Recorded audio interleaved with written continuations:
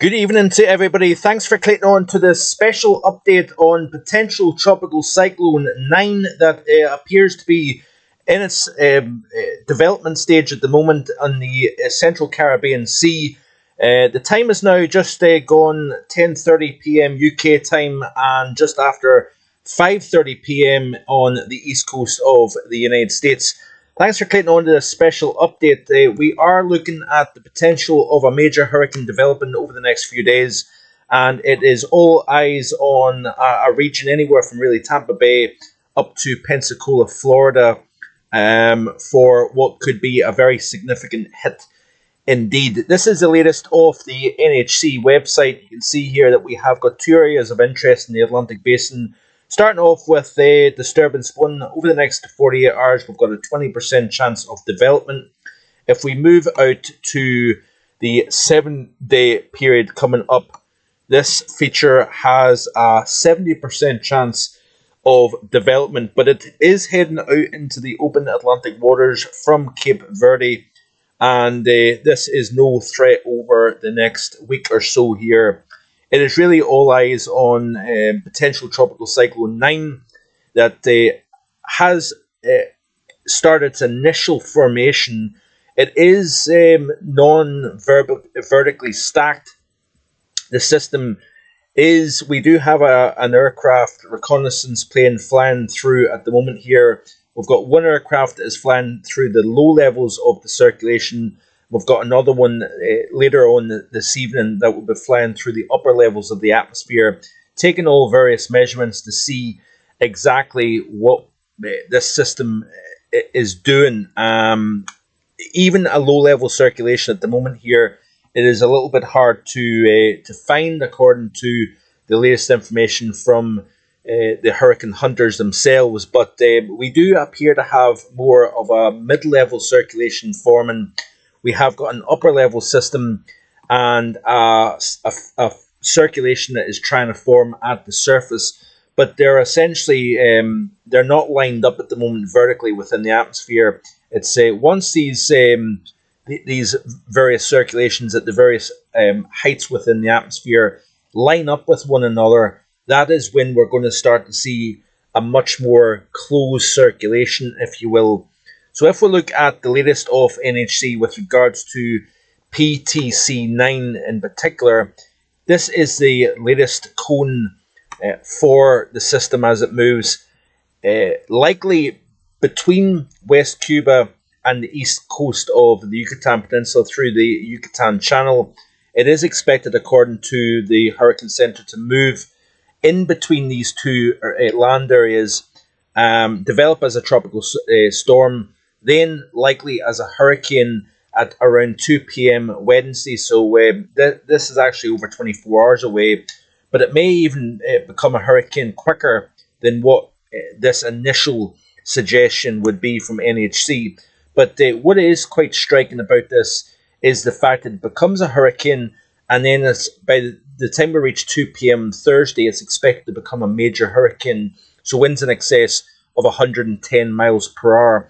And it's expected to make an approach anywhere within this cone. You don't want to look at the center of the cone. It's really anywhere from, say, the west side of Tampa Bay all the way across to the Pensacola area, Panama City area of the Florida Panhandle. It's anywhere within this zone is a potential landfall of this system. It will become hurricane, initially storm, Helene, then it'll become Hurricane Helene, and it looks as if, unfortunately, everything is suggesting that this system is going to ride the loop current. That is very warm waters, not just at the surface, but deep below the surface.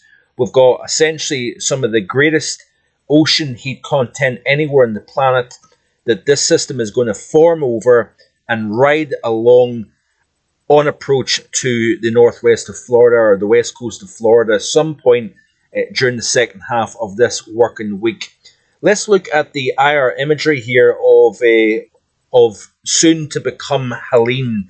If we notice here that we have got quite a blow up of convection here, we do have shear within the environment at the moment. We've got a slight trough slightly to the north of the system itself. That is kind of slightly tempering the organization process at the moment. The low-level circulation appears to be more to the west or southwest of this larger area of convection here. Cold cloud tops, temperatures in excess of minus 80 Celsius within these thunderstorms that are blowing up. But what is going to take place is that once we start to lose this westerly shear, which is quite evident in this GOES 16 IR imagery here, well out to the west, you can see the clouds getting blown in from a kind of west to southwesterly direction here. It's once the environment becomes a little bit more favourable. At this moment, we've got this kind of weak to moderate shear, but once this shear starts to dissipate over the next 12 to 24 hours due to the trough moving to the west, that is when this system is likely to become vertically stacked. So the low, the mid, and the high level low pressure center itself will align up and then allow this strong inflow at the surface, and then the air can flow vertically uninterrupted all the way up to the top of the system itself and then vent out at the top as divergence here. So all the models are kind of honing in on this process completing over the next 12 to 24 hours, allowing the system to become Tropical Storm Helene and then likely Hurricane Helene as well. Now, the big concern is that the models are becoming increasingly aggressive in terms of this system becoming something really quite significant. So let's have a quick look at the latest. This is off the Tropical Tidbits site here, showing this is the rough estimate as to where the a low-level center has formed or trying to form at the moment here. It is essentially due west of the Cayman Islands here, and you've got Cuba here to the north. You've got the Yucatan Peninsula here to the west and northwest here, and then Central America. What is going to happen is this system is going to take a kind of west-northwesterly track over the next 24 hours or so, and you can see very good model agreement here when you see these lines with all the various model runs very closely packed together. It shows that the models are in pretty good agreement with each other. This system is going to miss the land areas of both Cuba and the Yucatan, and unfortunately the loop current runs right underneath where the system is going to track, and therefore we are very, very concerned that once it reaches just to the north of the Yucatan and Cuba here on the Yucatan Channel, once it enters the southern Gulf, it's likely to become a hurricane. And this region here between essentially the Yucatan Channel and the east central Gulf of Mexico, it is likely to undergo rapid intensification, so that we're likely to see this system really explode in intensity, unfortunately.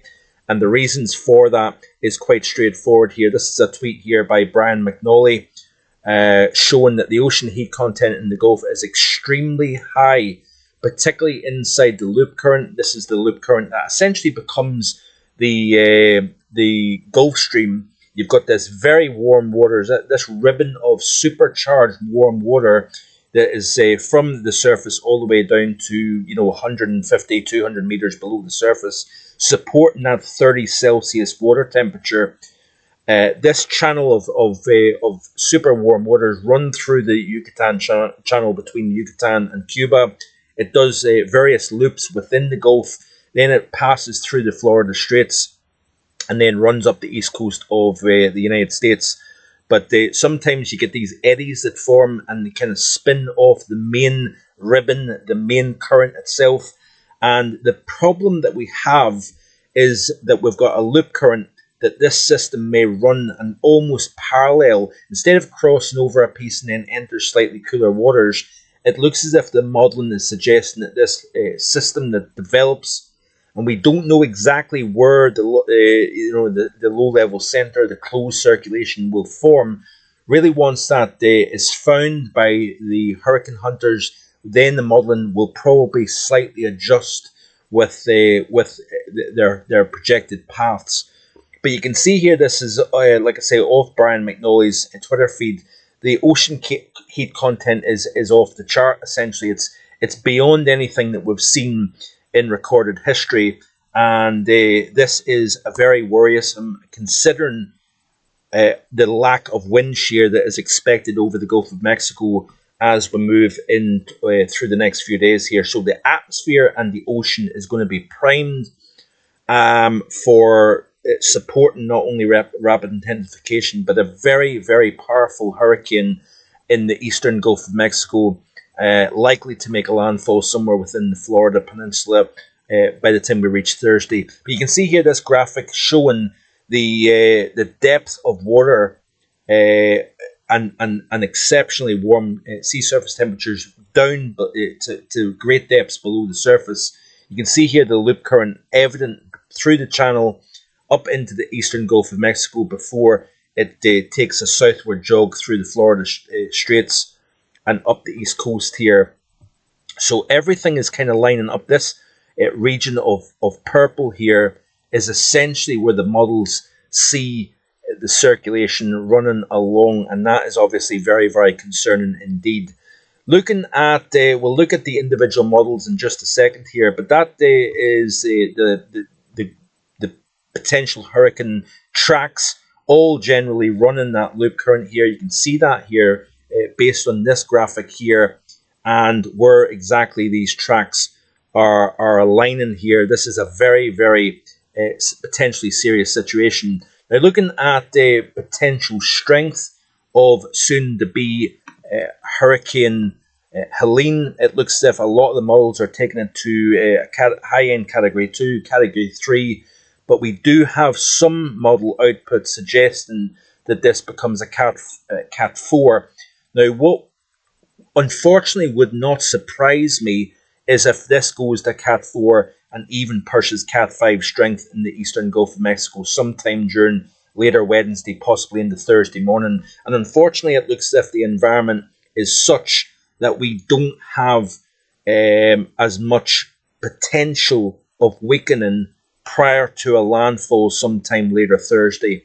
That is the problem that we have as well, that the environment becomes very conducive indeed, and therefore it looks as if it has the potential to be in a strengthening process anywhere from becoming a Category 1 hurricane all the way to landfall here. It would not surprise me if this system becomes a high-end Cat 4 and pushing Category 5 intensity. This is off the HAFS A model, and unfortunately this is obviously doomsday output here, so I'm not necessarily suggesting that this is going to happen, but it's certainly a very, very chilling set of model runs that this scenario is playing out here. The model suggests that it's not funny actually.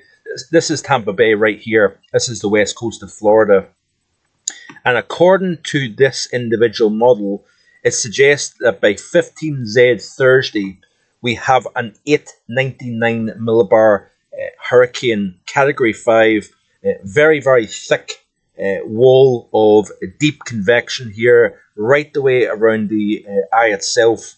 And this would be a very, very potentially worst case scenario for in the eastern side of the Gulf of Mexico. Now, this is off the H-Wharf model, suggesting a 930 millibar hurricane on approach to the Big Bend of Florida sometime around 12Z Thursday. This would be offshore, and essentially we'll be already seeing some very, very deteriorating conditions anywhere from Tampa Bay, even to the south, down towards Naples, but up through Tampa Bay, Cedar Key, and right the way along the Florida Panhandle here, we would have some very, very significant winds. The problem is as well, it's a large system, expected to be a large system, and therefore it has the ability to pick up more water and drive it to the coast here. And with the orientation of the west coast and the upper west coast of Florida, you would have a very strong onshore wind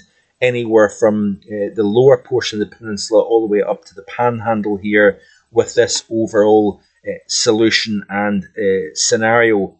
But that is off the H-Wharf model. I've showed you the HAFS A model. Let's have a look and see other outcomes here. So let's play back through the sequence here and show you how this scenario is likely to unfold. So you can see here off the halves A, the system does eventually become a closed circulation at the low levels. It becomes vertically aligned here. We reduce the wind shear within the atmosphere. It's sitting over 30 Celsius water temperatures. These are the water temperatures at the moment here. So we're talking about essentially 31 C water. And that 31 C water runs to quite deep levels below the surface. And essentially you can even see it here that we've got 31, 31, 30, 30 all the way up towards the shelf waters here of the Eastern Gulf. So this is primed water temperatures, primed depth as well, and with a low sheared environment, this system has a lot of runway, unfortunately, to become a very, very powerful system indeed. So looking at some of the model output here, halves A initially, you can see here it runs between the Yucatan and Cuba. Then as it moves into the Southern Gulf, it takes no time at all to really start getting its act together. We start to see the thicker, stronger winds developing right the way around the center of the system itself, and then the pressure just drops like a stone. So it's the halves A model is seeing this real exceptional rapid intensification over the loop current in the Eastern Gulf of Mexico, and then it makes an approach at an 899 minimum central pressure before it makes a landfall somewhere on the Big Bend of Florida, and even has pressure in the upper 940s millibars as it moves into South Georgia. Looking at the H-Wharf, we'll skip back to see what it is indicating here, the process that it undergoes. So the pressure does drop fairly quickly through the 990s, into the 980s. Then it starts to really become vertically stacked. That once it starts to become vertically aligned through the column, it then will really quickly intensify, and it looks as if it's already a hurricane before it even moves through the Yucatan Channel. What's interesting about H-Wharf is it actually seems to clip the west tip of Cuba here before making an entry into the southern Gulf of Mexico. The problem is by clipping the west coast of Cuba, it is unlikely to have any real impact in terms of weakening the system. Then again, like the halves A, it really starts to explode over that loop current in the eastern Gulf of Mexico, and then it makes a landfall again in the on the Big Bend here. Very similar location to the other model actually, as a 933 hurricane, probably a Category 4, possibly Category upper end Category 4, I would imagine, with this type of scenario. Looking at the wind shear, we do have a trough that is going to deepen over the central portion of the United States here. What's happening is we've got a storm system that's moving into the northwest. It's going to drop into the midsection of the country, but in turn we've got an exit and trough to the north of the system. We've got a window of very, very light shear. So therefore that's the scenario of near perfect environment, as well as sea surface temperatures and ocean heat content. We've got this window where rapid intensification is probably fairly high and fairly likely. And it's once it enters the eastern Gulf of Mexico, that is when we're keeping our eyes very closely fixed on this upper trough. But you notice the lack of shear as the system moves between the Yucatan and Cuba. We've got very, very low wind shear within the atmosphere. There's that upper level trough that's swinging in to the mid-south of the country. We've got a ridge of high pressure over the western Atlantic basin, and it's essentially this trough that's digging into the deep south of the United States versus the ridge of high pressure within the mid and upper levels over the West Atlantic. This is creating this channel where it's going to guide, soon to become Helene, into the upper coast of western Florida. So that is what is going to steer this system into the northwest, and is going to be driving heavy rainfall hurricane force winds, very, very damaging storm surge potential as well. And then it's really anyone's guess where the system eventually tracks once it makes that landfall. But it's really essentially between now and landfall that we're kind of really focusing on at the moment. Let me see if there's anything else that I can kind of pinpoint in terms of the overall solutions here. Let's look at the GFS, and we're already seeing the environment moistening up. This is the 700 to 300 millibar moisture levels within the atmosphere, and we skip back. We've obviously got the development of the Central American gyre. We've also got a feature here just off the west coast of Mexico as well. What initially was a possibility was that the system in the eastern portion of the Pacific would actually create an unfavorable environment for this developing system, potential tropical cyclone 9, but it doesn't look as if that's going to have much impact. And there is also, like I said, there's already that upper level trough that is going to move to the to the west, and it's going to allow the shear to drop off and this system to enter that very, very conducive environment. But you notice here that we're really increasing the moisture levels right the way throughout the circulation itself. So there is no dry air, there is no real shear to talk about, and then this system is off to the races. Now, the GFS model has this pressure dropping to around 947 millibars here to the west of Tampa, probably within 12 hours of landfall sometime during Thursday. This is 18Z on Thursday, and that is still a very bona fide hurricane, to say the least. So yes, it looks as if we have got a hurricane on the way somewhere for the west coast of Florida, and throughout the southeastern United States. We really need to pay close attention to this going forward. Looking at back at the NHC forecast cone, we do already have tropical storm warnings in place for the west coast of Cuba, the northeast coast of the Yucatan Peninsula as well.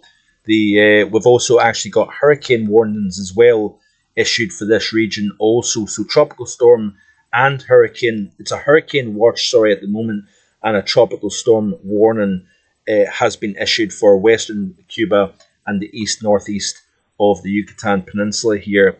But this is certainly a serious situation, and I'm going to strive to keep you up to date as best I can over the next few days here. So this is a special tropical outlook update. We will probably be back some point later tomorrow, so stay tuned for that. Do check out the European outlook that was released earlier on this evening, and there's going to be plenty more content 7 days a week here on the channel. So stay tuned, like, share, and subscribe, and I'll see you next time with more. Bye for now.